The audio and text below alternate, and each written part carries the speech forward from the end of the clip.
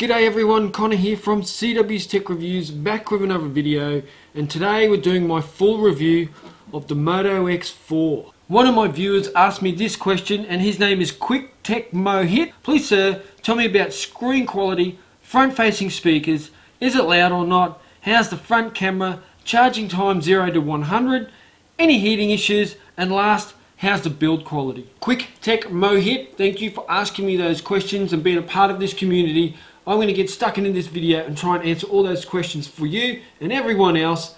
Let's go. Motorola have released a lot of phones this year, and some of them are really good and some of them hit that sweet spot in terms of pricing and specs and all that sort of thing. Let me just talk about the specs. I'm going to put them all here on the screen so you can all see them.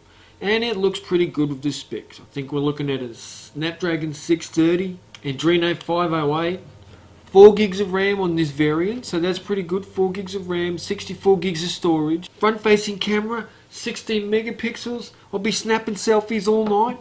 12 megapixel rear facing camera, 8 megapixels. I mean, it's wide angle, but... And a 3000 milliamp hour battery, which is sort of here or there as well, so let's keep going. Now the first main topic I want to talk about with the Moto X4 is its display.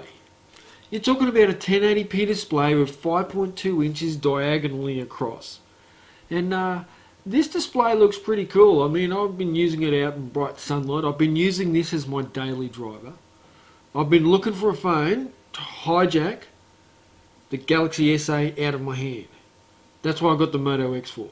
And so I've been totally using it as my daily driver. The SA Plus has stayed at home while I've gone to work. Camera, Moto X4, everything.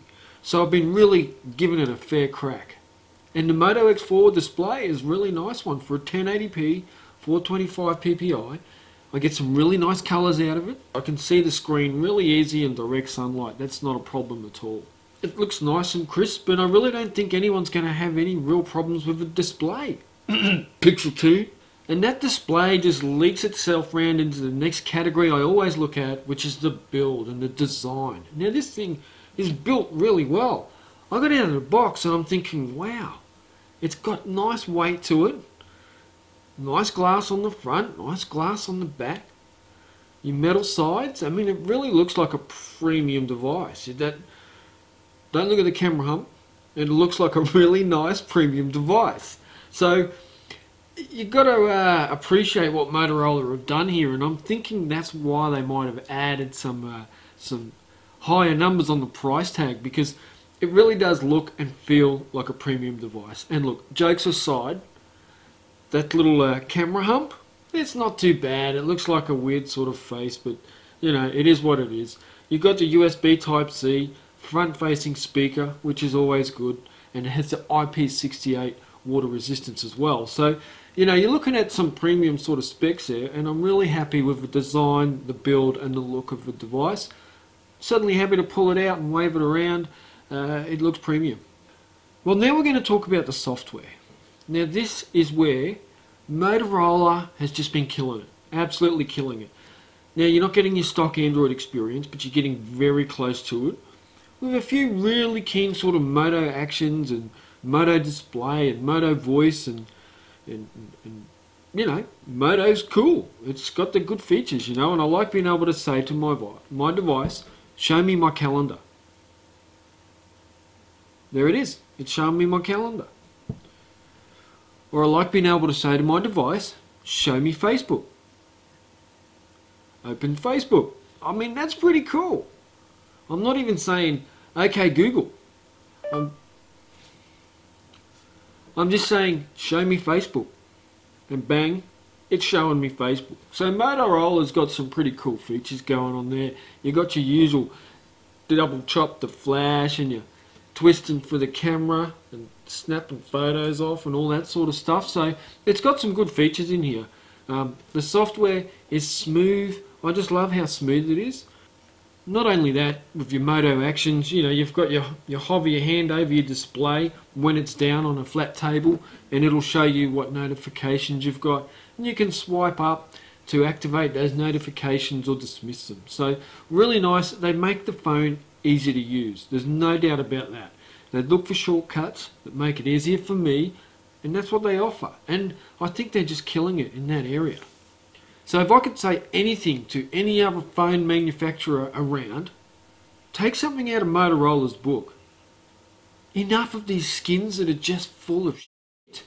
I mean, give me some stock Android with a couple of tweaks here and there. The experience is so much better. And that's one reason why this phone would take the Galaxy S8 out of my hands. It's the software. And I've also got to talk about the performance. So I'm not a big gamer when it comes to mobile tech. So, you know, I've got to take this with a grain of salt. But I do use it for a little bit here and there, and a bit of Asphalt 8 and a bit of Leo's Fortune, and I didn't have any problems with it. It did what it was supposed to do. In Asphalt 8, the car went forward when I drove it forwards, and it crashed when I crashed it. The sound was great, everything was fine, and Leo's Fortune was really smooth and easy to handle for the phone. Look, I did the Antutu benchmark. Now compared to your S8 or your OnePlus 5, you're looking at about 70,000 for the Moto X4. So it's not looking good on a benchmark, but performance-wise, it's fine. It really handles everything. Average Joe wouldn't know the difference if you just hit everything about the device and just looked at the performance. Now, this is the part where you're all going to be really happy with me, because I'm going to tell you how awesome the camera isn't.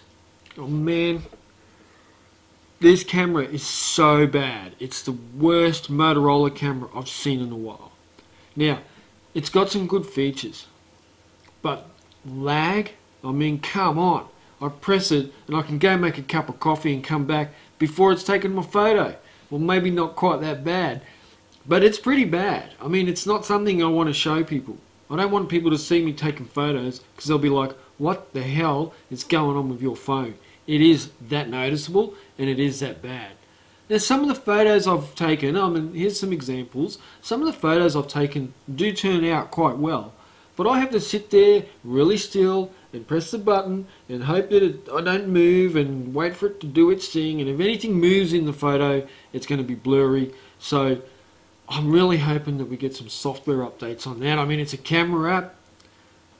Let's do something with it. Let's make it work, because this is like the only reason I'm not using this now, I'm selling this, is because of the camera. If it had a good camera, it would take the place of my S8 Plus, because that lag and Bixby is so bad that I'm sort of begging anyone to come in and take the mantle. And I gave Motorola a chance here, so if they fix that camera with some software updates, I'll be happy to put my Galaxy S8 Plus aside. But that's how I started off, and now it's crept back in. The SIM's coming out of this today, it's going back into my S8 Plus. Now, you do have your whiz-bang trickster features of the camera, and I'm talking the depth effect. Now here's an example of that. It works okay, but if you make it too strong of an effect, it just kills it and makes it look really bad. You can get quite a similar effect anyway with just focusing right on your subject. So it's not that flash. So I just think this whole camera app was rushed out of the gate. I don't think they put enough effort into it, and I've had similar problems with Motorola phones and cameras before, and it's always where I feel let down. Yeah, so point and shoot isn't always possible. I'm used to ripping my phone out of my pocket and taking a photo. With the Moto X4, you pull your phone out of your pocket, you do the double twist, your camera's loaded, you press the shutter button, and you got to wait a second and a half. Come on, Motorola! So as you can see, I've got some mixed problems and feelings about the Moto X4. All the excitement in the world when buying it, all the excitement in the world when setting it up and using it, and then turning the camera on. But look, for a daily driver, I've said this about other phones. Sometimes if your work's not a creative job and you're just sort of an office desk jockey and you've got your phone for your emails and phone calls and messages, then this will do fine. It's, you know, it's fast, it's zippy, it looks good, it looks professional. It's got everything going for it in that regard. But if you're a creative person and you like taking photos and videos and sound recording and doing lots of creative stuff with your device, this isn't the one. You're just going to have to keep looking. And another area that is the case would be the battery. So if I use it just for work, I get through the day, I've got 25% left, 3 hours of screen on time.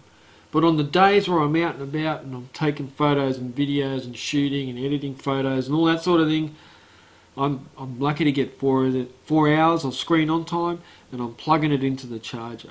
Now the charging is brilliant, it charges really quickly, and I think I charged it for 17 minutes and I got 28% of battery out of that. So I mean, I plugged it in, had a quick shower and left, and I was back up over the 50% mark.